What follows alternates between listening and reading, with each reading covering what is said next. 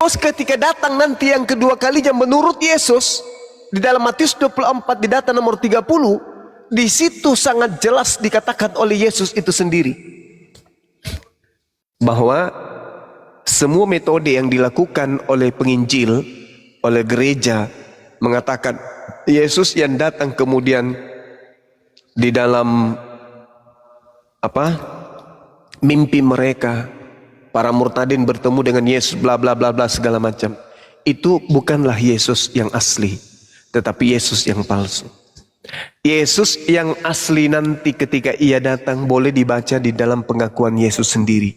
Di mana itu, Bang? Matius 24 nomor 30. Apa tertulis di sana, Bang? Pada waktu itu akan nampak tanda anak manusia di langit. Semua bangsa di bumi akan meratap. Mereka akan melihat anak manusia itu datang di atas awan-awan di langit dengan segala kekuasaan dan kemuliaan Tuhan. Jelas. Jadi yang datang kepada Paulus itu bukan Yesus. Yang datang kepada Ananias itu bukan Yesus. Yang datang kepada penulis kitab Wahyu pun itu bukan Yesus. Yang datang keluar dari kubur itu bukan Yesus. Kepada aku telah diberi kuasa baik di langit dan bumi. Pergilah ke seluruh dunia, jadikanlah segala bangsa menjadi muridku. Itu bukan Yesus. Jadi yang kalian sembah selama ini, selama 2000 tahun, itu bukan anak Maria. Mari dengarkan saya 1 menit terakhir. Apa kata Yesus? Akan datang penyesat dengan memakai nama Yesus dan berkata, akulah Yesus. Waktunya sudah dekat, jangan kamu percaya. Lukas 21 nomor 8.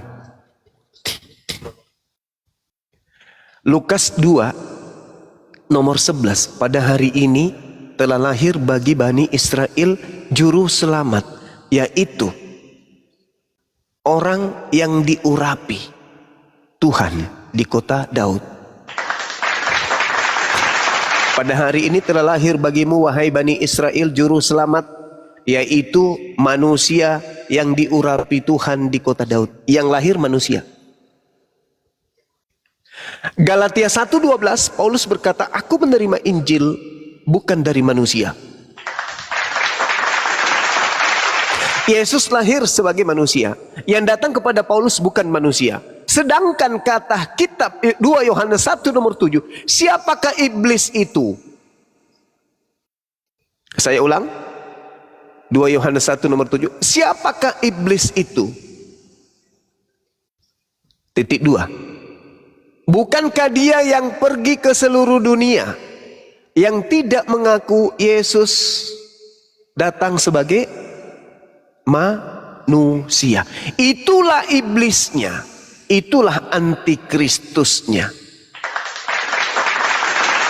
Saya ulang lagi kepada teman-teman apologet yang masih baru belajar, dengarkan.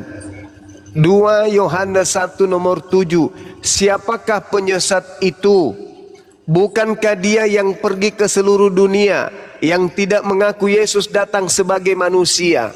Wahai Paulus, ya paman, yang datang kepadamu ketika kau mengajarkan 13 kitab itu manusia atau bukan?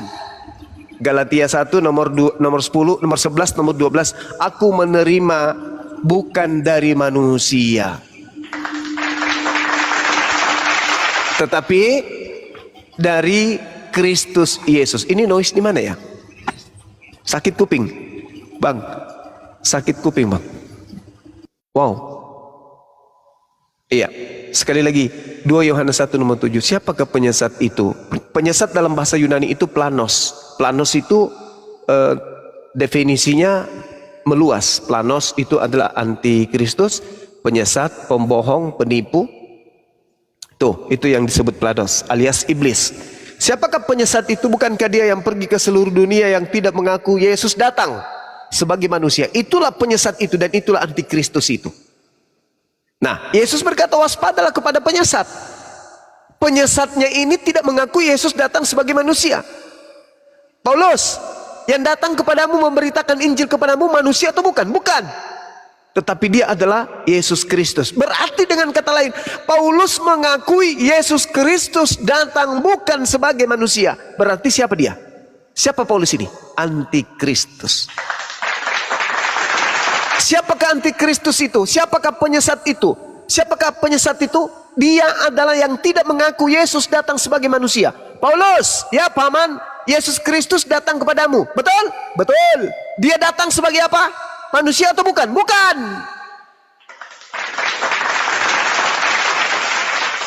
Terjawab enggak? Terjawab.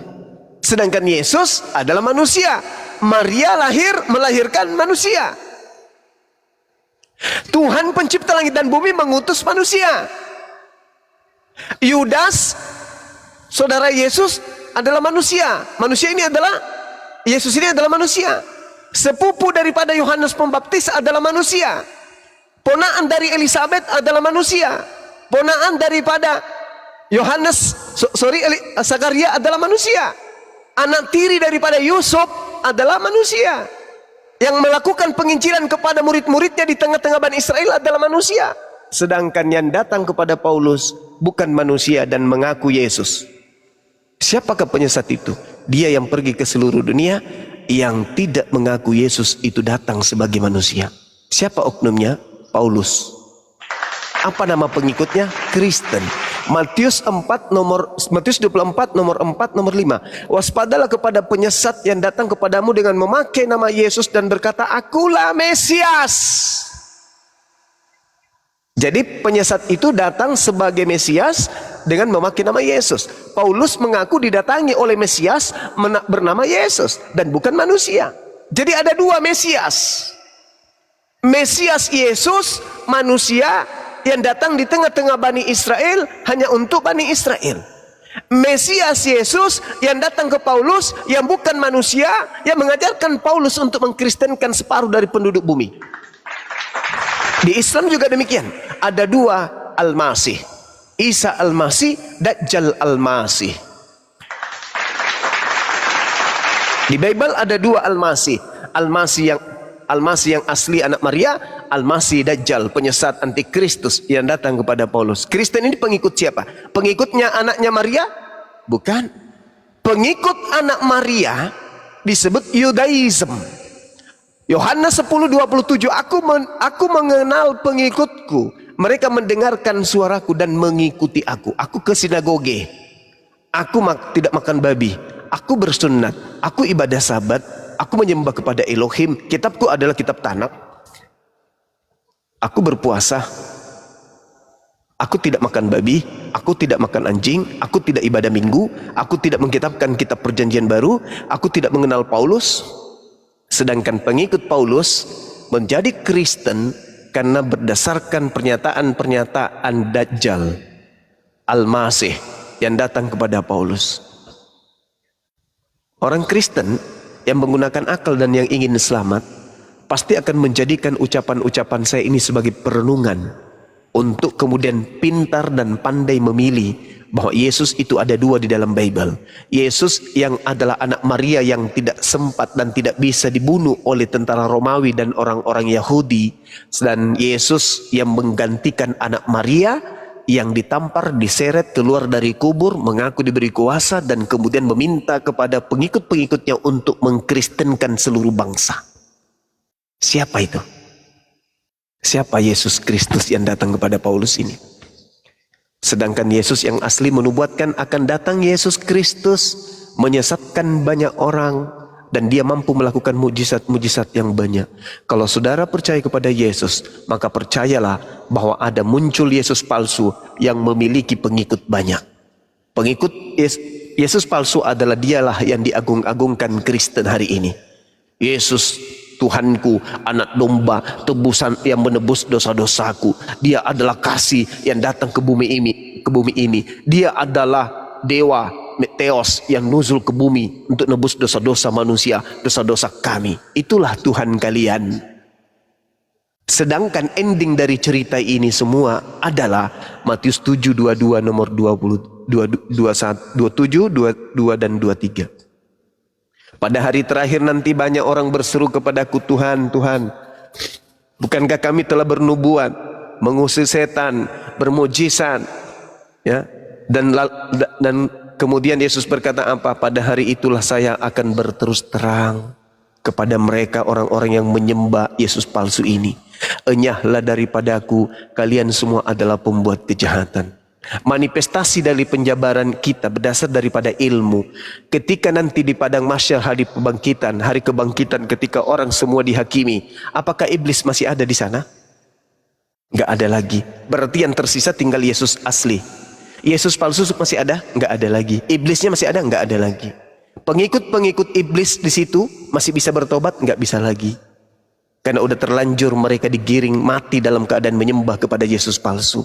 Ketika kemudian mereka bersungut-sungut memohon, Yesus, bukankah kami bernubuat dulunya pakai namamu, bermujizat pakai namamu, mengusir setan pakai namamu juga? Yesus yang asli mengatakan apa? Enyahlah daripadaku, kalian semua adalah pembuat kejahatan. Aku tidak mengenal kalian. Loh, kok bisa kayak gitu? Jadi yang selama ini Kristen sembah siapa dong? Bukan aku. Lalu siapa? Ya, yang datang kepada kalian yang kalian sebut Roh Kudus. Dia yang mengajarkan kalian menyembah oknum yang bernama Yesus kan? Ya. Tapi yang kau sembah bukan aku. Karena aku ini nabi, aku ini rasul, aku diutus hanya kepada domba yang sesat dari umat Israel. Sedangkan orang yang sesaman denganku aja aku sebut guguk. Kalau dia di luar Yahudi, apalagi di dalamnya apalagi kalian. Matius 10 nomor 5 nomor 6, aku berpesan kepada ke-12 muridku agar jangan ke bangsa lain atau ke bangsa orang Samaria, tetapi pergilah saja kepada bangsa di mana muridku itu tinggal, yaitu umat Israel. Itu dalil. Jadi yang saudara-saudara Kristen sembah hari ini itu bukan anak Maria, Bu.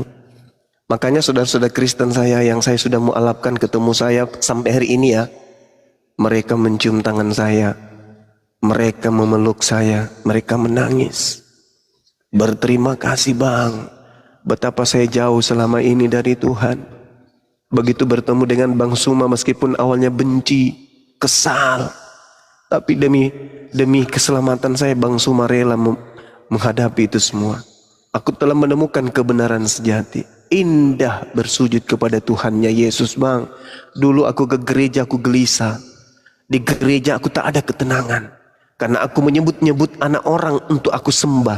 Padahal di dalam Bible yang saya tenteng itu tak ada. Aku ke gereja, tentang gereja tidak disebutkan dalam Bibelku. Aku ibadah minggu, tentang ibadah minggu tidak disebutkan di dalam Bibelku. Aku menyembah Yesus, tidak ada perintah penyembahan Yesus dalam Bibelku.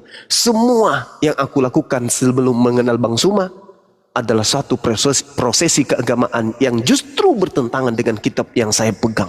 Makasih Bang Suma, I love you full. Semoga Bang Suma panjang umur dan sehat selalu. Amin. Itu Bang. Itu yang saya uraikan. Karena kenapa? Coba Anda lihat di dalam Yohanes 16:14. Apabila roh kebenaran itu datang, dia akan memuliakan aku. Di mana rumah ibadah Yesus dimuliakan? Di gereja atau di masjid? Di gereja Bang, ada yang disebut tiang palang. Ada yang disebut salib, tempat eksekusi yang diperuntukkan untuk makhluk yang dikutuk oleh Tuhan. Salib ini tempat pembantaian terhadap orang-orang yang dikutuk oleh Tuhan, tapi dijadikan sebagai satu simbol kemenangan oleh orang-orang Kristen. Padahal salib ini adalah hukuman bagi orang yang terkutuk. Ulangan 21 nomor 22-23. Jika engkau menemukan orang yang melakukan dosa yang sepadan dengan hukuman mati, lalu kau hukum dia, jangan kau biarkan mayatnya semalam-malaman di atas tiang. Sebab orang yang dikutuki Tuhan, mayatnya pun diharamkan untuk menyentuh tanah yang diberikan Tuhanmu untuk engkau wariskan. Begitu juga di dalam Al-Quranul Karim, dengan jelas diterangkan kemudian dalam surah Al-Ma'idah ayat 33 bahwasanya orang yang dikutuk oleh Tuhan itulah yang disalib. Innama jazaa'ul ladina yuharibunallah wa rasulahu wa yas'auna fil ardi fasadan an yuqattalu aw yusallabu.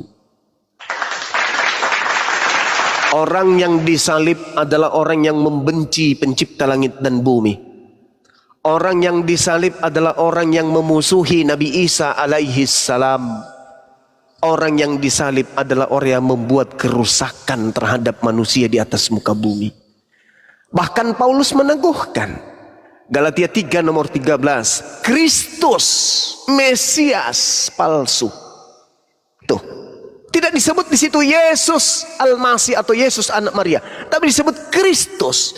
Kata Yesus, waspadalah kepada Kristus palsu. Paulus mengatakan Kristus telah menebus kita dari kutuk hukum Taurat dengan jalan menjadi kutuk untuk kita. Sebab ada tertulis, terkutuklah orang yang mati di atas tiang salib. Al-Quran mengatakan yang disalib adalah orang yang terkutuk. Taurat mengatakan yang disalib adalah orang yang terkutuk. Paulus pun mengatakan Kristus adalah orang yang terkutuk di atas tiang salib. Dua kekuatan ini menghantarkan umat Islam semakin kokoh imannya bahwa Nabi Isa alaihissalam tidaklah disalib, tetapi yang disalib adalah orang yang terkutuk. Siapa dia? Man huwa?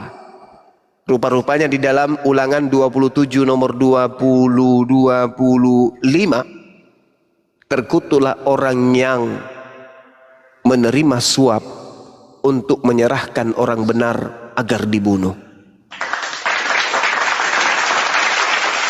Saya ulang. Ulangan 27, 26, 25. Terkutuklah orang yang menerima suap untuk menyerahkan orang benar agar dibunuh. Siapa pelakunya? Yesus atau Yudas? Subhanallah.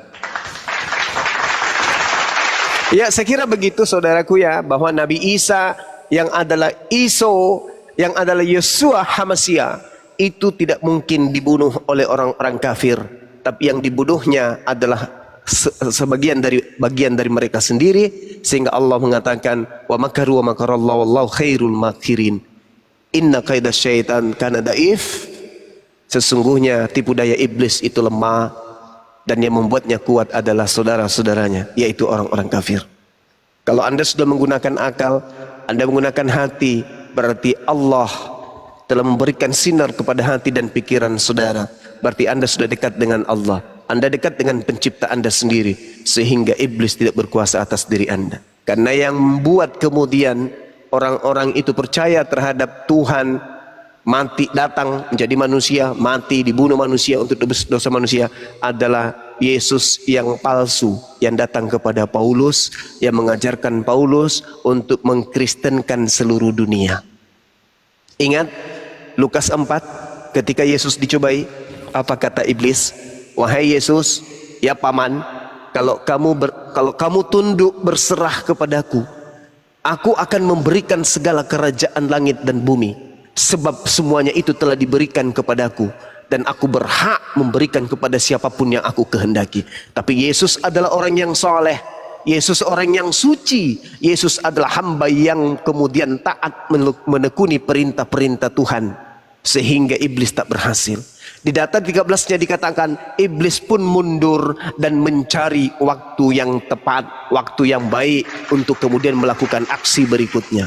Apa yang terjadi? Yesus menyambut. Apa kata Yesus? Angkatan jahat dan angkatan tidak setia ini, orang-orang Farisi ini minta satu tanda, dan tidak akan diberikan tanda kepada angkatan jahat, melainkan 3 hari 3 malam di dalam kubur. Itu simbol angkatan jahat. Simbol tanda untuk angkatan jahat adalah kebangkitan pada hari ketiga. Berarti siapa yang percaya kebangkitan pada hari ketiga, maka dia adalah angkatan jahat. Murid-murid Yesus jangankan percaya, justru murid Yesus menganggap Yesus itu adalah hantu.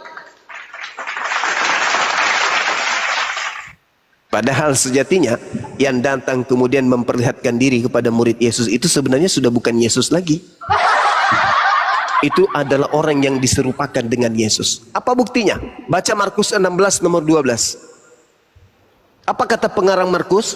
Yesus kemudian menampakkan diri kepada mereka dengan dalam rupa yang lain. Dari mana pengarang Markus tahu kalau itu adalah Yesus dalam rupa yang lain? Nah ini jelas nih.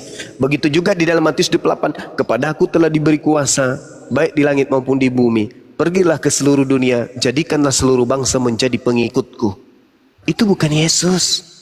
Itu bukan Yesus. Karena Yesus yang asli berkata dalam Matius 15 nomor 24. Sesungguhnya aku diutus hanya kepada domba yang sesat dari umat Israel. Itu ucapan Yesus yang asli. Sedangkan Yesus yang palsu, pergilah, jadikanlah seluruh bangsa menjadi pengikutku. Ini siapa ini? Yang menginginkan anak keturunan Adam menjadi pengikutnya. Ini siapa? Iblis. Makanya tidak sinkron. Ini, sorry, kepanjangan. Tidak apa-apa. 30 detik. Ini tidak sinkron. Apa Kristen itu? Kristen adalah pengikut Yesus. Mari kita lihat, benarkah Kristen ini pengikut Yesus? Apa yang Kristen ikuti dari Yesus? Yesus bukan Kristen. Yesus bukan Kristen. Dengan Yesus bukan Kristen, berarti Kristen ini bukan ajaran Yesus. Dengan Kristen ini bukan ajaran Yesus, maka orang-orang yang mengatakan dirinya sebagai pengikut Yesus, sesungguhnya mereka adalah serigala yang nyamar domba. Demikian.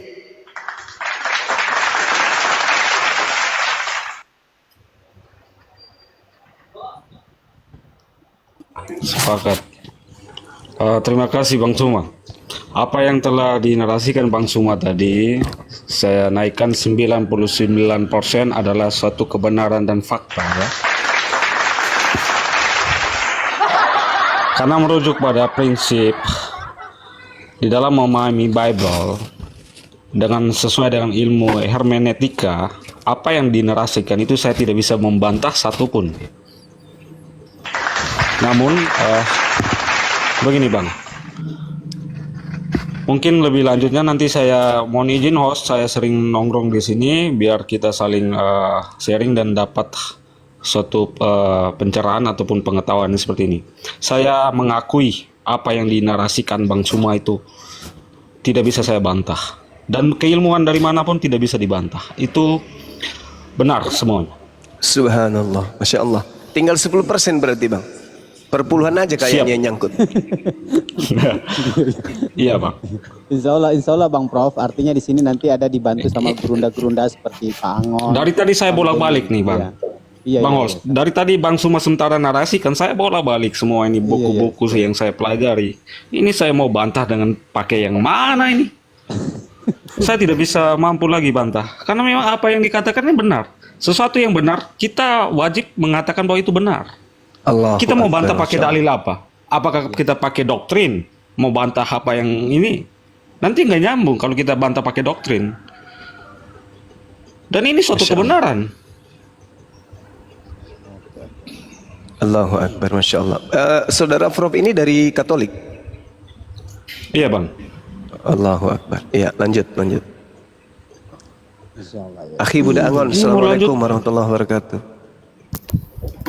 Ini mau lanjutkan, ini saya mau bantah dalam ruang diskusi ini, saya mau bantah pakai apa ini yang lagi saya pikir ini. Assalamualaikum warahmatullahi wabarakatuh. Waalaikumsalam warahmatullahi wabarakatuh. Iya akhi.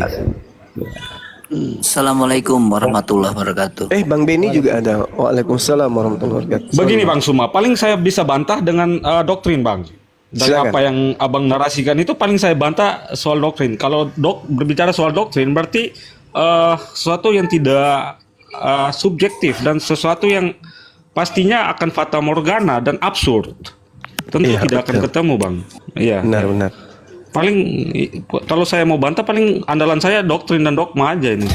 Nggak bisa secara apa itu. Ini yang saya takutkan di situ. Sehingga saya katakan dari awal bahwa saya tidak bisa bantah. Begitu Bang. Allahu Akbar. Masya Allah. Iya. Kalau doktrin dan dogma itu adalah seibarat gini. Seibarat sapi dimasukkan ke dalam kandang. Lalu dikumpulkan orang-orang. Kumpul, semua kumpul. Berkumpullah 10 orang di sana. Lalu disampaikan kepada mereka, maukah kalian melihat manusia paling ganteng di era 2024? Orang-orang 10 ini akan mengatakan, ya mau. Dibukalah kandang itu. Strak, diperlihatkan seekor sapi. Ketika orang itu berkata, itu sapi. Orang. Harus orang. Ya, orang ya? Oh iya Pak, orang. Berani nggak kalian mengatakan dia sapi? Enggak Bang, enggak. Dia adalah orang. Itu doktrin. Tak boleh kemudian orang itu keluar dari dogma dan doktrin tersebut. Apapun yang terjadi. Meskipun ketika orangnya disuruh berbicara. Wahai kau si orang. Coba kau berkata memanggil kekasihmu. Lalu yang mendoktrin mengatakan apa? Hei kamu sudah mendengarkan dia berbicara bukan? Iya paman, apa yang dia mengatakannya? Aku mencintaimu. Bagus, tepuk tangan. Hebat, kalian hebat. Bagus. Orang ini cantik kan? Ya paman, cantik banget. Bibirnya besar, lidahnya panjang, kupingnya unik. Itu doktrin. Tidak boleh ada yang mengganggu gugat itu. Beginilah yang dialami oleh saudara-saudara kita di Kristen. Ini yang dialami. Hai saudara-saudaraku, ya paman, yang dilahirkan Maria Tuhan atau manusia? Manusia bang. Kenapa kau Tuhankan? Karena pada dalam dirinya ada keilahian bang. Hei saudara-saudaraku, ya paman, kenapa kau mengatakan seekor sapi ini adalah orang? Betul kau katakan ini orang? Ya betul. Tapi kok kelihatannya sapi? Ya itu penampakan luarnya. Tapi pada dasarnya ada sisi kemanusiaan pada dirinya. Maksudnya buktinya dia duduk, pipis, kencing, makan. Oh iya betul juga. Sesama pendoktrin yang suka mengenyam kemudian hal-hal yang khurafat, halusinasi, angan-angan, maka mereka akan mengatakan iya. Jangan kau pernah belajar ke Bang Suma. Bahaya. Bang Suma itu penyesat. Dia lebih cinta kepada dogma dan doktrin. Yang dilahirkan Maria, manusia atau bukan? Bukan. Bahkan ada yang berani mengatakan Yesus lebih tua daripada ibunya. Bahkan pernah saya berdialog dengan seorang Kristen. Tua mana Maria dengan Yesus? Jawabannya lebih tua Yesus. Siapa yang melahirkan? Antara Maria melahirkan Yesus atau Yesus melahirkan Maria? Apa jawabannya? Yesus melahirkan Maria. Apa penyebabnya ini? Doktrin, dogma. Dan itu Paulus sudah mengatakan itu lebih dulu. Bahwa di dalam 2 Korintus 10 nomor 5, Paulusnya mengatakan bahwasanya dia menyesatkan orang dengan mematahkan dan membinasakan akal pikiran, dan ilmu Tuhan itu dilumpuhkan oleh beliau. Dikatakan dalam 2 Korintus. Apa yang dikatakan oleh dia? Kami mematahkan setiap pemikiran manusia dan merubuhkan setiap kubu pertahanan keilmuan manusia. Tapi oleh penerjemah dirubah terjemahannya. Padahal kata siasat itu sebenarnya itu nggak ada. Itu adalah penyesatan, Bung. Tidak ada. Coba kita baca. Kami mematahkan setiap siasat. Itu terjemahan. Kata siasat itu terjemahan. Padahal original teksnya di situ adalah logismos. Logismos itu adalah pikiran, ilmu pengetahuan. Kami mematahkan pengetahuan. Kami mematahkan ilmu pengetahuan. Kami mematahkan pikiran manusia. Artinya kata Yesus Matius 23 nomor 15, celakalah engkau wahai ahli Taurat orang Farisi, engkau mentobatkan orang di luar Yerusalem, dan setelah kau jadikan dia sebagai pengikutmu, kau jadikan dia orang neraka, dan kau jadikan dia 2 kali lebih jahat daripada engkau sendiri. Kenapa orang Kristen itu 2 kali lebih jahat? Karena orang Kristen dalam konsep bertuhan, mereka mematikan akal. Hasil daripada mematikan akal, Tuhan pencipta langit dan bumi ini dikatakan menjadi manusia dan mati terkutuk. Apakah ini bukan sebuah kejahatan? Mengatakan Tuhan menjadi manusia, terkutuk di atas salib, nebus dosa manusia. Ini bukan kejahatan? Nabi mana yang pernah mengajarkan itu? Bukankah kita mengetahui orang Kristen membaca Bible, bagaimana Bahtera Nuh, bagaimana Sodom Gomora, bagaimana Nabi Musa menghanguskan dan membakar, bahkan membunuh semua makhluk yang bernapas. Jangan kau biarkan sedikit pun yang bernapas. Begitu kejamnya pencipta langit dan bumi demi untuk kebaikan makhluknya. Sodom Gomora hancur lebur, Bahtera Nuh menenggelamkan apapun yang bernapas. Demi apa? Demi untuk meneguhkan kebenaran di atas muka bumi ini. Detik, menit, jam, hari, pekan, bulan, tahun, lahirlah Dajjal di tengah-tengah Bani Israel, justru melakukan hal yang terbalik. Tuhan yang begitu pemarah, Tuhan yang begitu pemurka, yang berkuasa kemudian menaklukkan segala-galanya, tiba-tiba dia letoy, menjadi aduhai, dia menjadi bayi, kemudian melenggak di tengah-tengah manusia, lalu ditombak, mati, ditelanjangi, dan tergantung terkutuk oleh makhluknya sendiri. Astagfirullahaladzim. Ya Allah, ya Rob. Bang Zuma kena tombak. Iya, banyak banget ya pembenci. Tombak. Tombak saudara kayaknya ya. Aduh. Guys. Gitu cuman itu doang ya istilahnya. Padahal Enak didengar kok. Baru ngomong masalah tombak. Kita lagi enak-enak dengar suara ininya, ya Allah. sama dengan tadi malam saya korban tadi malam 2 akun ya. 2 akun, cuma memutar saja live reply-nya Bang Zuma. Depan dengerin dia biar pinter, nggak didengerin malah ditombak. Hai. Kacau ini. Bang Profesor, monitor gimana Bang Profesor?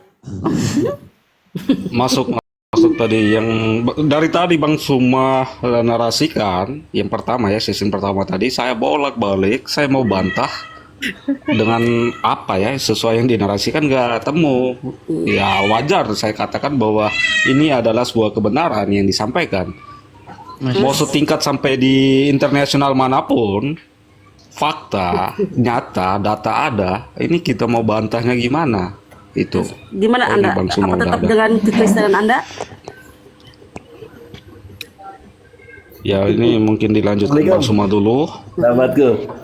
Kena tombak ya? Iya, kena tombak biasa. Bang Juma akunnya berapa sih, banyak ya? Ini sudah 06 ini dipakai ini. Oke, saya lanjut sedikit. Ya, Ya, lanjut saya Guru, lanjut. lanjut. Lanjut. Jadi, ketika kemudian hal ini terjadi, ini adalah satu hal yang menggelikan. Ketika para nabi mengajarkan kita untuk menemukan Tuhan yang tak terlihat oleh jasad kita ini, yang tak terasa oleh hakikat Tuhan ini, yang kita tidak merasakan akan hakikat Tuhan tersebut, wujud yang keberadaan Tuhan. Lalu kemudian alat untuk dipakai untuk mendeteksi keberadaan Tuhan itu akal justru dimatikan, maka ini adalah satu hal yang naif. Kenapa? Tuhan menciptakan Adam untuk menjadi pemimpin di atas muka bumi. Tak ada manusia yang mampu menaklukkan alam semesta ini tanpa akal. Tak ada. Manusia bisa mempersingkat perjalanan antar negara, antar bangsa, antar kota dengan akal. Adanya pesawat karena ada akal. Saya bisa berbicara dengan Anda yang ada di seluruh penjuru bumi dengan singkat dan cepat melakukan HP internet karena akal. Tapi kenapa giliran Tuhan yang kita temukan, akal kita matikan? Ada apa kok diserongkan ke sana? Adanya kekuatan gelap yang mengajarkan manusia jangan menggunakan akal. Nah, ketika kita tanya kemudian saudara-saudaraku Kristiani yang saya kasihi, apa yang menyebabkan kalian menuhankan makhluk yang konon ceritanya dikutuk? Siapa yang mengajarkan? Bible tidak mungkin. Yesus tidak mungkin. Tuhan tidak mungkin. Tak ada dalilnya. Bahkan Yesus sendiri tak pernah mengajarkan itu. Lalu satu-satunya yang mengajarkan kalian, lihat Al-Quran. Surah Al-Baqarah ayat 170. Apa kata Allah? A'udzubillahi minasyaitonirrajim. Wa idza qila lahum ittabi'u ma anzalallahu qalu bal nattabi'u ma alfaina alaihi aba'ana. Awalau kana aba'uhum la yaqiluna syai'a wa la yahtadun. Apabila orang-orang kafir ini dikatakan, diajak kepada mereka, ikutlah kamu dengan apa yang diturunkan oleh Nabi Isa, oleh apa yang diturunkan oleh Yesus, kepada Musa, kepada Abraham, kepada baginda Rasulullah Muhammad sallallahu alaihi wasallam. Apa kata mereka? Tidak. Sekali-kali tidak. Kami hanya mengikuti apa yang kami dapati dari ayah kami, dari ibu kami, dari paman kami, dari kakek kami, dari nenek moyang kami. Kata Allah, awalau kana aba'uhum la ya'qiluna syai'a wa la yahtadun. Padahal nenek moyang mereka tidak mengetahui apapun dan tidak mendapat sedikit pun petunjuk. Ini saudara-saudara Kristen nih, untuk membuktikan Al-Quran ini, habis ini Anda tanya kepada bapak, kepada ibu, pada kakek, nenek, atau buyut. Tanya, "Pak, ya paman, bapak dari kecil saya ya mengajak saya ke gereja. Pada saat saya belum berjalan, bapak menggendong saya, betul? Pada saat saya belajar berjalan, bapak memapa saya, yes. Pada saat sekarang, bapak selalu memperingatkan kepada saya agar ke gereja, betul? Ya. Apa masalahmu nak? Aku mau tanya Pak, apa itu? Yang ngajarin bapak untuk mengajak saya ke gereja itu siapa? Lidah kaku, bibir keluh, kepala mumet, mata berkunang-kunang. Tak ada bisa jawaban yang tepat. Yang mengajarkan saya untuk supaya mengajak kamu ke gereja adalah siapa Pak? Siapa Pak? Siapa yang ngajarin Bapak ngajak anakmu yang tadinya hidup diciptakan oleh Tuhan pencipta langit dan bumi dalam keadaan fitrah suci? Kenapa giliran saya besar Bapak ajak saya ke rumah ibadah itu? Ayo Pak, jujur kepada saya. Siapa yang mengajarkan Bapak mengajarkan saya, anak yang tak tahu apa-apa, yang lemah, berdiri pun aku tak kuat, berbicara pun aku tak sanggup pada masa itu. Bapak sudah mencekoki doktrin dan dogma kepada saya, anakku, agar aku datang ke tempat itu menyembah makhluk yang bernama Yesus. Pak, jujur, yang ngajarin Bapak untuk mengajarkan saya itu siapa? Bapak bingung. Bapak nggak bisa berbuat apa-apa. Sebenarnya yang mengajarkan itu nak, aku juga hanya ikut-ikutan sama kakekmu dulu. Hei kakek, ya cu, yang ngajarin bapak saya ke gereja sopor ya?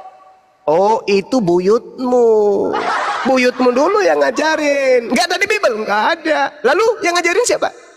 Kakekku, nenekku. Tanya lagi sampai ke atas, ujung-ujungnya larinya ke Al-Quran.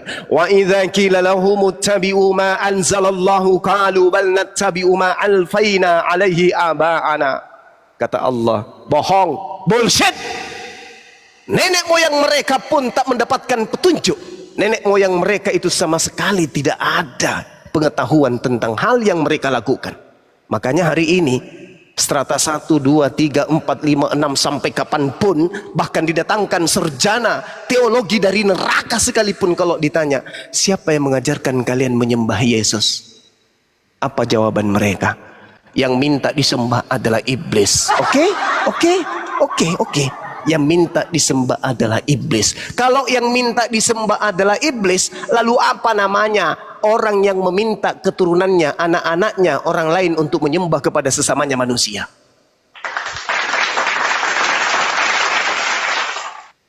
Terkait ini sahabat-sahabat sekalian, Islam didatangkan oleh Allah di atas muka bumi ini bukan begitu aja. Islam itu jujur. Allah Subhanahu wa taala membuka tabir itu semuanya. Wa qulil haqqu mir rabbikum. Poinnya di mana? Walaqad akhazallahu mitsaqa bani Israil wa ba'atsna minhum 12 naqiban wa qala Allahu inni ma'akum. Apa kata Allah? Wahai nabiku Muhammad, ya Rabb, sebelum aku mewahyukan Al-Quran ini kepadamu, terlebih dahulu ada kaumku di mana aku mencintainya, di mana aku mengasihinya, bahkan aku menobatkan diriku bersama dengan mereka, yaitu Bani Israel. Walaqad akhazallahu mitsaqa bani Israel. Dan sungguh aku Allah telah mengambil perjanjian dari Bani Israel, dan aku telah mengangkat 12 orang pemimpin di antara mereka. Lalu aku Allah berfirman kepada mereka, inni ma'akum. Wahai Bani Israel, keturunan Yakub, aku pencipta langit dan bumi bersama dengan kalian. La in akamtumus shalah wa antumuz zakah wa amantum bi rusuli wa azzartumuhum wa aqradtumu Allah qardan hasana. Itu kata Allah. Aku bersama kalian. Sungguh jika kamu melaksanakan salat dan menunaikan zakat serta beriman kepada utusan-utusanku dan kamu bantu mereka, kamu pinjamkan kepada mereka pinjaman yang baik, pasti aku Allah akan menghapuskan kesalahan-kesalahanmu. Akan tetapi kata Allah, wala udkhilannakum jannah tajri min tahtihal anhar. Akan tetapi faman kafara ba'da dzalika minkum faqad dhalla sawa'as sabil. Barang siapa yang kafir di antaramu terhadap utusan-utusanku termasuk Isa alaihi salam, maka sesungguhnya dia telah tersesat dari jalan yang lurus. Itu terjadi, Bang. Semua itu terjadi. Orang-orang Yahudi menolak Nabi Musa, orang-orang Yahudi menolak Nabi Isa alaihi salam. Apakah kecintaan Allah berhenti? Tidak. Aku Allah Ar-Rahman Ar-Rahim. Aku Allah mencintai dan menyayangi ciptaanku, khususnya manusia. Maka Allah mengatakan apa? Tolak Nabi Musa, tolak Nabi Daud, tolak Nabi Salomo, Sulaiman, tolak Nabi Isa alaihi salam, tapi pertolonganku kepada keturunan Adam tidak pernah berhenti. Maka setelah mereka menolak, karena kasihku aku mengutus kekasihku Nabi Muhammad. Ya ahlal kitab, qad ja'akum rasuluna yubayyinu lakum katsiran mimma kuntum tukhfuna minal kitab wa ya'funa an katsir qad ja'akum minallah nuru wa kitabum mubin. Wahai ahli kitab, Yahudi Nasara, sungguh Rasul kami telah datang kepadamu, menjelaskan kepadamu banyak hal dari isi kitab yang kalian sembunyikan dan banyak hal yang dibiarkannya. Sungguh telah datang kepadamu cahaya dari Allah, yaitu dinul Islam, dan kitab yang menjelaskan, yaitu Al-Quran. Yahdi bihillah manittaba'a ridwanahu subulas salam wa yukhrijuhum minas sulum wa yukhrijuhum minaz zulumati ilan nur biizni wa yahdihim ila siratim mustaqim. Dan dengan Al-Quran itu aku Allah memberi petunjuk kepada siapapun yang mengikuti keridaanku kepada jalan keselamatan. Jadi Al-Quran adalah jalan keselamatan. Kalau ditanya, wahai Bang Suma, wahai saudara Islam, di mana di dalam kitabmu Nabi Muhammad adalah jalan menuju keselamatan? Jawab Al-Quran surah Al-Ma'idah ayat 16, yahdi bihillah manittaba'a ridwanahu subulas salam. Dengan Al-Quran yang dibawa oleh baginda Rasul Muhammad SAW, manusia diberi petunjuk kepada keridaan Allah menuju jalan kepada keselamatan. Apa kata Allah? Dan dengan Al-Quran Allah mengeluarkan manusia dari gelap gulita kepada cahaya dengan izinnya. Dan dengan Al-Quran Allah menunjukkan manusia kepada jalan yang lurus. Selamat tinggal agama yang lain. Kalian tidak mendapatkan petunjuk. Yang kalian lakukan hanyalah budaya tradisi nenek moyang kalian. Sedangkan nenek moyang ketika ditanya, wahai nenek, wahai moyang, yang mengajarkan kita menyembah Yesus itu sopo? Nenek moyang bingung 7 keliling. Sedangkan kalau umat Islam ditanya, wahai umat Islam, siapa yang mengajarkan kalian untuk menyembah kepada Allah? Allah. Siapa yang mengajarkan kalian untuk menjadi Islam? Allah. Siapa yang mengajarkan kalian salat? Allah. Siapa yang mengajarkan kalian puasa? Allah. Siapa yang mengajarkan kalian merasulkan Nabi Muhammad? Allah. Allah, Allah, Allah, Allah. Innal ladzina qalu rabbuna Allah. Barang siapa yang berkata Tuhanku adalah Allah, summa istaqamu, kemudian mereka kemudian berteguh, istiqamah di dalam pernyataan terhadap lisannya, fabasyiru bil jannah, maka beritakanlah berita gembira yang dijanjikan kepadanya, yaitu surga. Kristen boleh teriak hari ini, kami ajaran kasih. Oh yes. Kami adalah anak-anak Tuhan. Oh ya. Silakan. Silakan aja. Tapi ketika kami tanya, apakah Yesus mengajarkan agama Kristen? Tidak. Apakah Yesus mengajarkan ibadah minggu? Tidak. Apakah Yesus mengajarkan makan babi? Tidak. Apa Yesus mengajarkan menyembah dirinya? Tidak. Apakah Yesus mengajarkan mengimani buku-buku perjanjian baru? Tidak. Apakah Yesus mengajarkan untuk merasulkan Paulus? Tidak. Lalu apa? Apa? Kalian hanya mempertuhankan makhluk gaib yang datang kepada Paulus tersebut. Saya kira begitu sahabat, ya, sebagai edukasi buat saya pribadi dan juga teman-teman muslim yang ada. Kalau ada yang keliru yang saya sampaikan, silakan, boleh kritik, saran sifatnya positif, silakan. Oke, mungkin ada pandangan dari Bang Prof sebelum mungkin diisi tambahan dari gurunda-gurunda yang lain yang kebetulan baru bergabung di sini. Oke, Bang Prof, saya persilakan Bang Prof. Insya Allah Bang Prof Terima kasih Bang Os, sifatnya moderator. izin ya. Ya. Ya, begini Bang, yang terakhir yang narasi dari Abang Suma tadi, yang sangat menarik bagi saya adalah apakah Yesus mengajarkan untuk menyembah pada Yesus? Itu pertanyaan yang sangat menyentuh ya. Ketika saya mempelajari kitab dari Kejadian sampai Wahyu, tidak ada satupun ayat yang merujuk atau mengatakan bahwa Yesus mengajarkan kepada murid-muridnya bahwa kamu harus menyembah dan berdoa kepada saya, Yesus ini. Tentunya sebagai manusia yang berakal sehat dan berlogika ataupun beragama dan beriman, itu merupakan jawabannya. Mungkin itu saja yang dari saya. Terima kasih Bang Suma Ya, dan sama-sama. teman-teman yang lain yang sudah mengizinkan saya untuk masuk ke Komal ini. Saya kembalikan. Masya Allah. Monitor Bang Juma, boleh saya bicara menyapa? Boleh, silakan. Assalamualaikum Bang Juma, ya Allah, makasih banyak. Waalaikumsalam warahmatullahi Udah berapa kali ya. Ini Bang Juma, saya sebelumnya minta maaf juga sebesar-besarnya ya. Bang Juma kan sering ke komal-komal gitu kan, gitu, komal-komal. Ya. Ini minta aja gitu. Iya, gimana? Datang silaturahmi lah ke komalnya Mr. Joker sama Persatuan Muslim lah, kapan ada waktunya, nggak apa-apa. Gitu. Ya, alhamdulillah. Saya kalau udah diminta kayak gitu baru. Kalau saya tidak diminta, saya takut ukhti. Karena tidak semua orang kita itu suka dengan Bang Suma kan. Banyak juga orang yang nggak suka. Enggak lah, banyak yang suka lah Bang Juma. Iya, Yang maksud suka saya, pasti orang Kristen. Maksud saya berhati-hati untuk masuk ke komal yang saya belum kenal. Kalau komal ini kan saya udah kenal. Nah, ini adalah satu circle dengan kita, satu perjuangan dengan kita. Kalau Bang Juma, kalau Persatuan Muslim itu untuk semua agama gitu di situ itu. Ah ya, baik. Iya gitu. Kalau Mr. Joker iya debat kayak sini sama juga gitu. Baik. Terima Insya kasih Allah. banyak Mbak Juma, syukran ke ya Allah. Iya, insya Allah. Uti Sofi. Ditunggu ya. Siap. Makasih Bang Juma. Apa nama akunnya tadi? Mr. Joker sama Persatuan Muslim. Ah, baik. Iya. Makasih. Soalnya saya itu juga penggemar Bang Juma banget gitu. Kalau Ya, malam Masya tuh Allah. dengerin gitu sambil tidur. Ketiduran.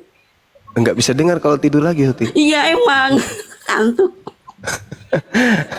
Iya, makasih udah. Iya, Oke, silakan. terima Bang kasih Os. banyak Bang Suma. Iya Bunda Sofi. Makasih Bunda Sofi. Boleh Ahina Juma, saudaraku, untuk sedikit bernarasi. Iya, bisa Siap, Gurunda. siap. Silakan, Akhina, Masya Allah.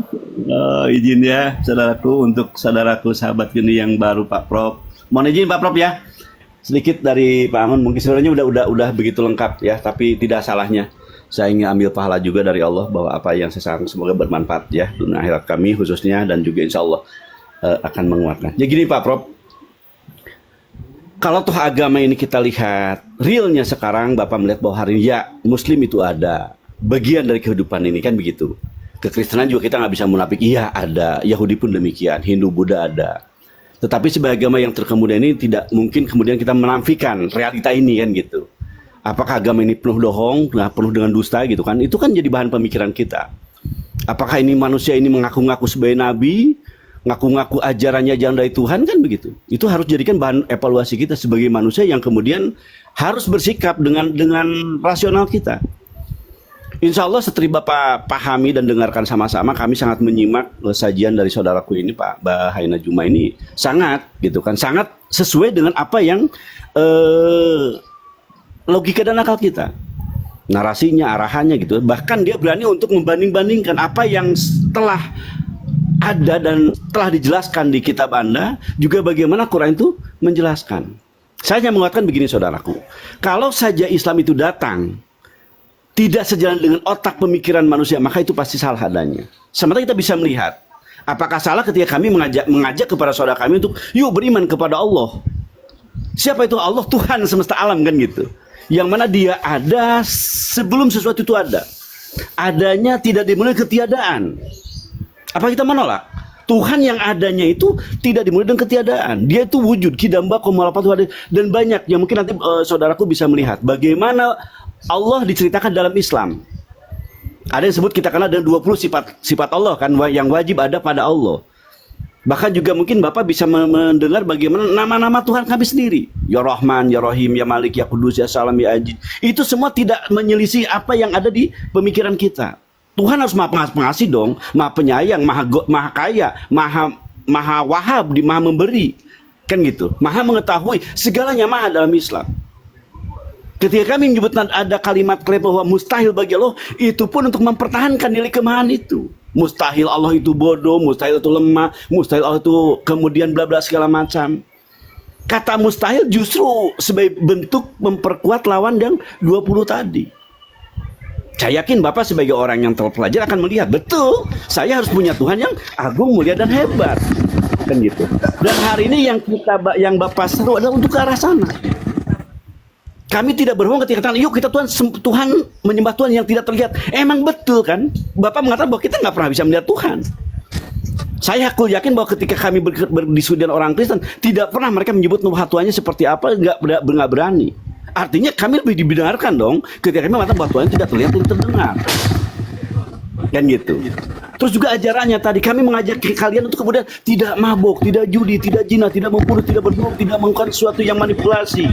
Kan gitu. Apa salah hal itu? Tapi mengajak untuk kemudian tidak mengagungkan orang tua kita, memuliakan orang tua kita. Jalin hubungan keluarga dengan nikah. Walaupun 1, 2, sampai 4, tapi nikah tidak ada merusak hubungan manusia dan manusia yang lainnya. Bina anak-anak kita. Bina istri-istri kita. Arahkan mereka untuk kemudian taat patuh tunduk kepada Tuhan. Apa itu salah? Kan gitu.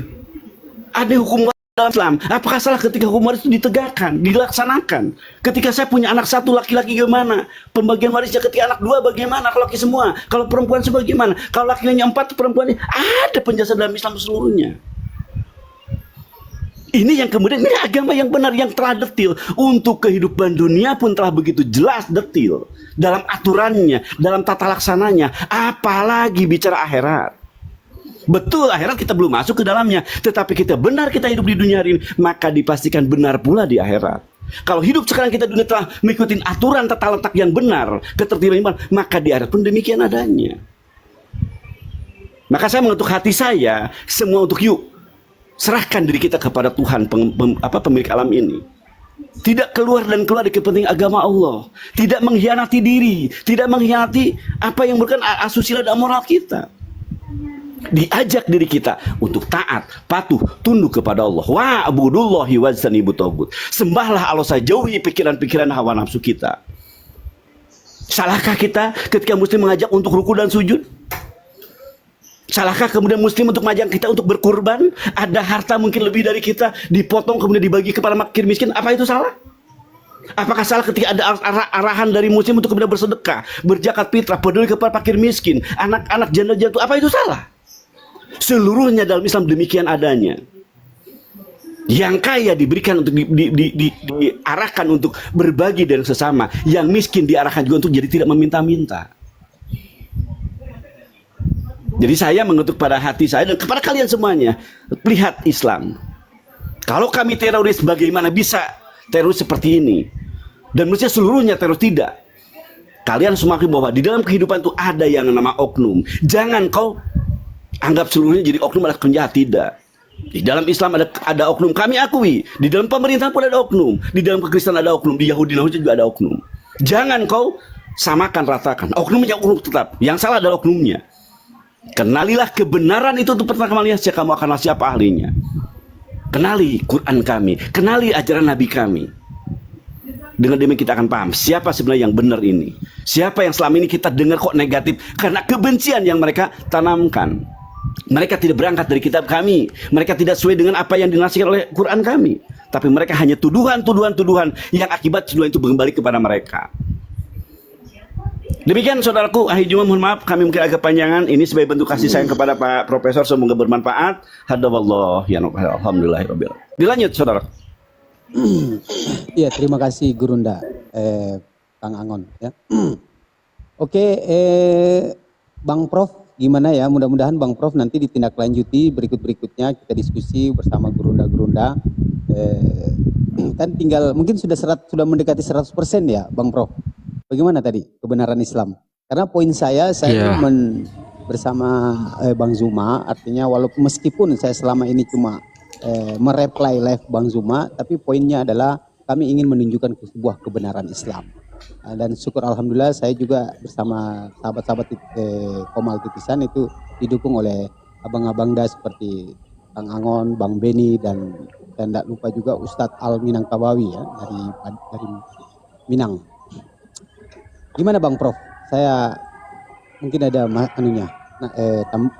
masukannya.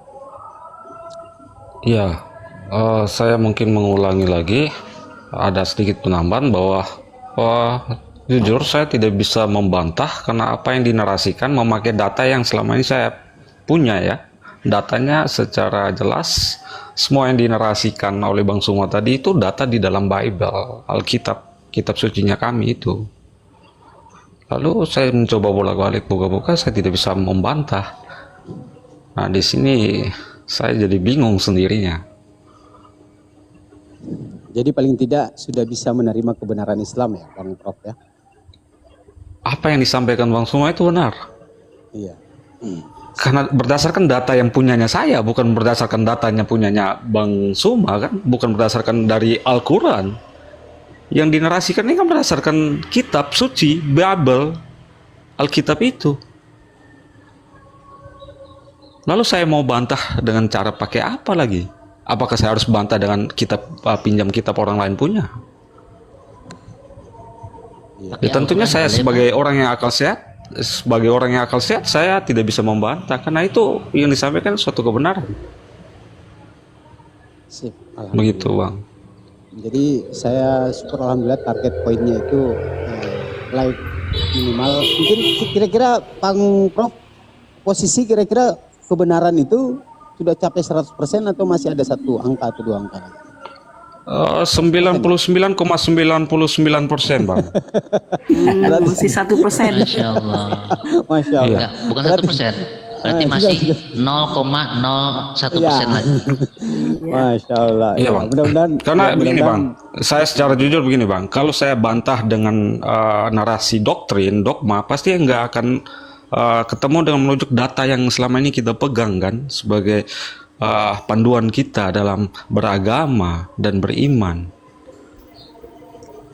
Kalau demikian, saya jadinya kelabakan gitu. Pak Prof. Ya, Bang. Kalau demikian, ini maaf ya, mungkin saya terlalu berani untuk kemudian meminta Bapak. Tadi kembali kepada Bapak dan hati Bapak. Kalau Bapak diarahkan kemudian mengucapkan, mengakui bahwa Bapak punya Tuhan Allah, Bapak menerima Muhammad sebagai Nabi Bapak mengakui bahwa Al-Quran, Injil, Taurat adalah kitab suci bagi kita semua.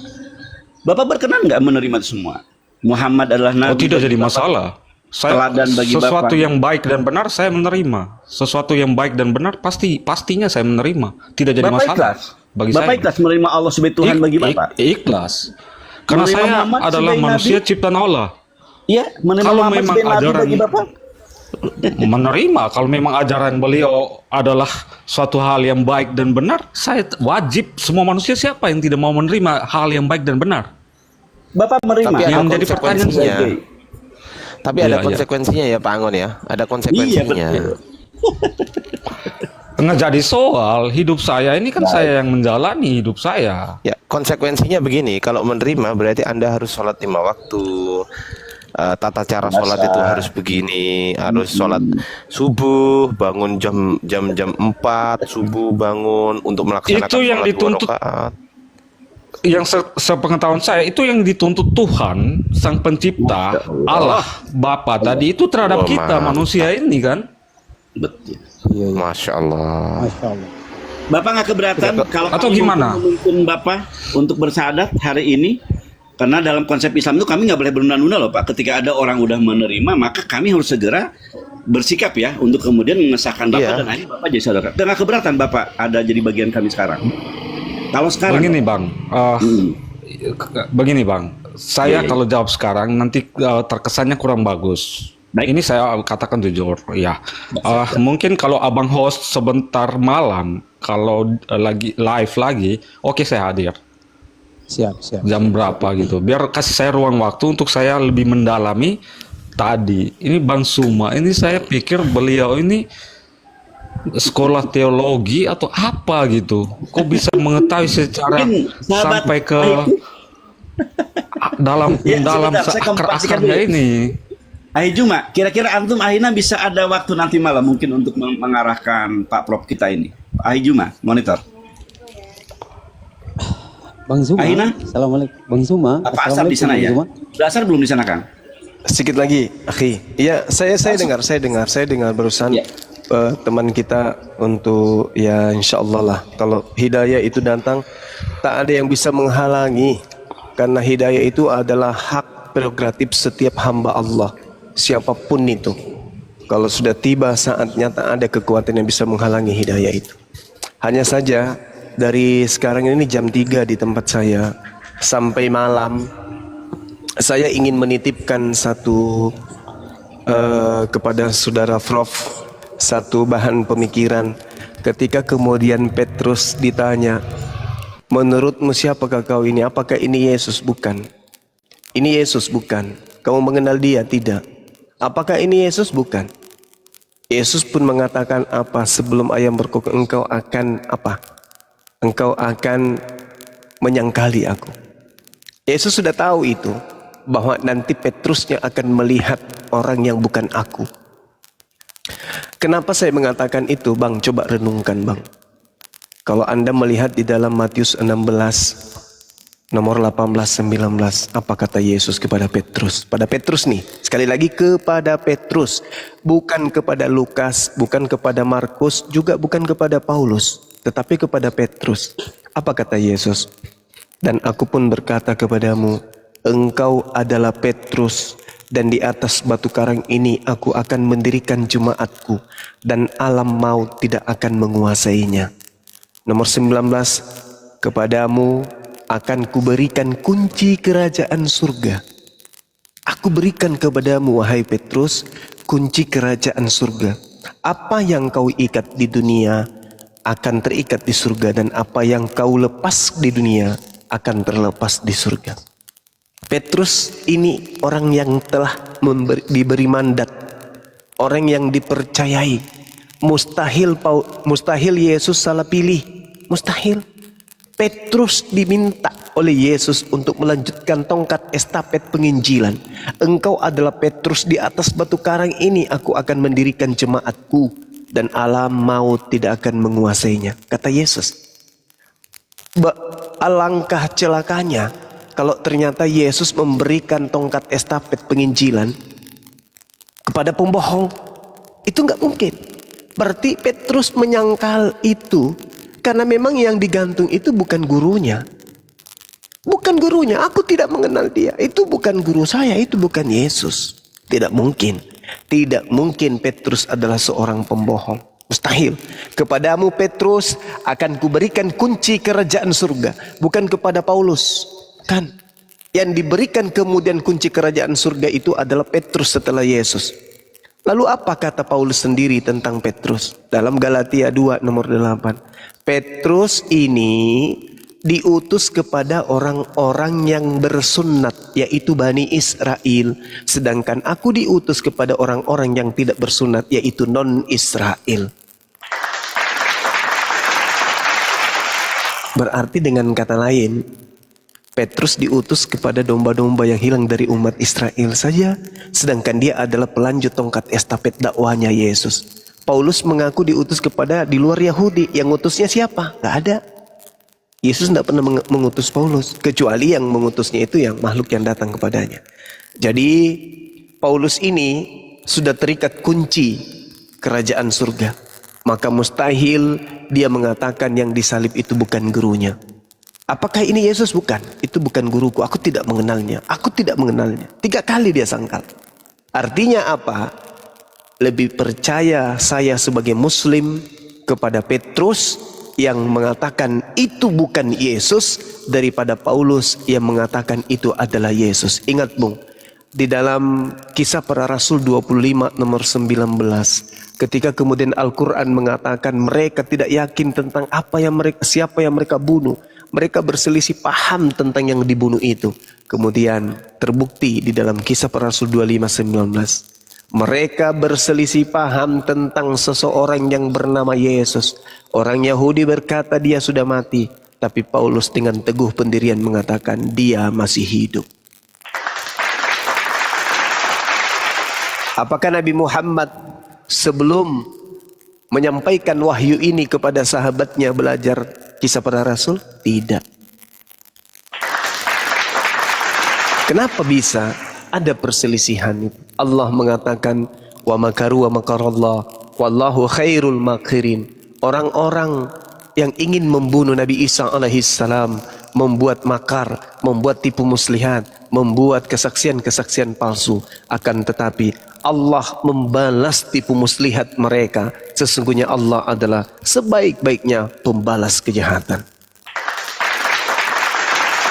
Saya kira begitu dari saya, sahabat-sahabat sekalian. Kalau saudara Prof sebentar malam ingin kembali bersama dengan kita di sini, ya alhamdulillah saya insya Allah akan hadir juga dengan teman-teman. Meski mungkin mudah-mudahan dah hujan karena habis ini saya mau berangkat ke gunung menjelang kegiatan Hari Mu'alaf. Yang kemudian sekarang ini muncul lagi yang suka memprotes-protes. Katanya nanti akan ada juga yang menggaungkan hari Murtadin. Nah ini lucu teman-teman. Lucunya gimana? Karena kita umat Islam itu akan memperingati hari Mu'alaf sedunia di setiap tanggal 25 Desember. Beliau orang ini ngaku-ngaku muslim tetapi mengompori, mengatakan bahwa nanti orang Kristen bisa jadi memperingati hari Murtadin pada saat Idul Fitri. Itu kacau nanti karena Idul Fitri itu tidak tetap tanggalnya dan harinya. Baru saya mau ngomong gitu tadi. jadi Bampol si Kopia Merah ini ya dasar mungkin C6, dia belum tahu gimana dapur Islam sampai dia cuma ngomong asal aja. Cari bahan untuk melampiaskan kesakitan hatinya dan kecemburuan atas kebenaran Islam. Selalu mencari kelemahan Islam, tapi tidak akan pernah bisa sanggup dia temukan. Silakan aja. Siapa kalau Gurunda? Umar ya? Iya, silakan aja. Bukan Umar. Cuci mulut. Oh, Valen. Tidak layak nama itu disanding oleh dia. Cuci mulut. Valen. Siap, namanya Valen. Iya, Lanjut. tidak layak disebut dengan nama Umar beliau itu. Jadi ya alhamdulillah Allah memberi petunjuk senantiasa kepada kita dan saya hanya berdoa ya. Mudah-mudahan beliau ini bukan C6. Mudah-mudahan beliau ini adalah benar-benar mu'alaf yang masih perlu banyak belajar ya, kurang lebih 300 tahun lah untuk bisa menyamakan ilmunya dengan Bang Suma. Bukan sombong, tapi dia punya wawasan itu masih cetek sekali wawasannya. Yang ada hanya kebencian ya, hanya ketidaksukaan terhadap apa yang dicapai oleh apologet Islam Indonesia. Saya kira begitu sahabat-sahabat sekalian, sampaikan kepada beliau kalau sahabatnya dia, teman-teman Kristen yang mau mengatakan Kristen akan mengadakan hari Murtadin juga silakan ikuti di mana tanggal hari di tepatnya ditentukannya Idul Fitri, di situ kalian rayakan hari Murtadin dan di situ juga dunia akan menertawakan kalian. Saya kira begitu ya sahabat-sahabat sekalian. Subhanakallahumma bihamdi asyhadu alla ilaha illa anta astaghfiruka wa atubu ilaik. Salam tauhid, salam satu Tuhan, jayalah Islamku, jayalah Indonesia kita. Assalamualaikum warahmatullahi wabarakatuh.